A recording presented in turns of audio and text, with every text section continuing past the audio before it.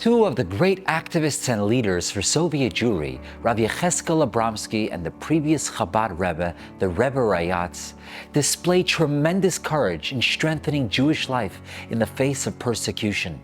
As a result, they were both arrested and sentenced to exile. After their eventual release, Rabbi Yecheskel shared his reflections with the Rebbe Rayatz. When I was arrested and sent to Siberia, I was snatched away from my home with no time to bring anything along with me. The first morning I awoke in Siberia, I recited the Moida Ani, and I started to think, what am I thankful for? I've been torn away from my family. I don't even have my talis and tefillin. There are no svarim here. What am I thanking Hashem for?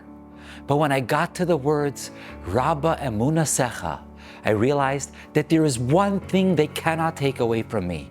My emunah, my faith in Hashem, that remains mine. The Rebbe Rayatz, who himself had been nearly executed and had been tortured immensely, replied with a poignant and powerful remark. It was worthwhile for you and me to go through such suffering just to be able to come to this understanding and recognition.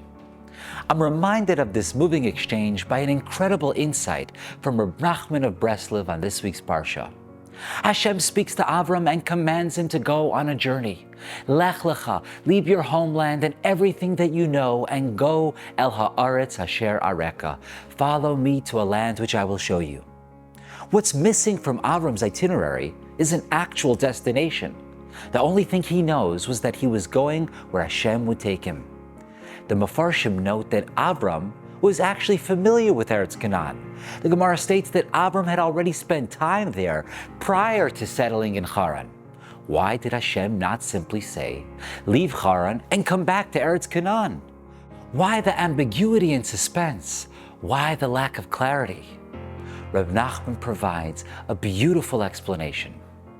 In the life journey of every person, even of the most righteous, even of Avram Avinu, there must be doubts and uncertainties, for it is only by searching through the confusion that a person attains their true heights. In other words, Yiddishkeit doesn't look at our moments of uncertainty and darkness as temporary setbacks, as pitfalls that need to be avoided and overcome.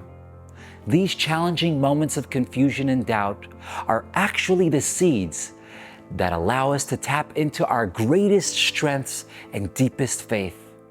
The tests, trials, and tribulations that we navigate are not necessary evils of our journey. They are part and parcel of our destination. Much like a cruise ship, the experience of the journey is itself the destination.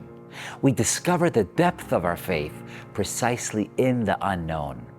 And therefore it was Avram's lack of knowledge of his destination that solidified and strengthened his faith. It was the terrors and torture of communist Russia that fortified the faith and conviction of these Gedalim. There's a wonderful line. A butcher's children need not worry about food. A shoemaker's children need not worry about shoes. A real estate mogul's children need not worry about housing. In a similar vein, as Hashem's children, we need not worry about anything. The uncertainties and worries that wash over us throughout daily life are reminders and invitations for us to reinforce our emunah in Hashem. Faith isn't intimidated from uncertainty, it embraces it. We grow most when we're challenged, and it's precisely then that we can become the greatest versions of ourselves. Wishing you a wonderful Shabbos.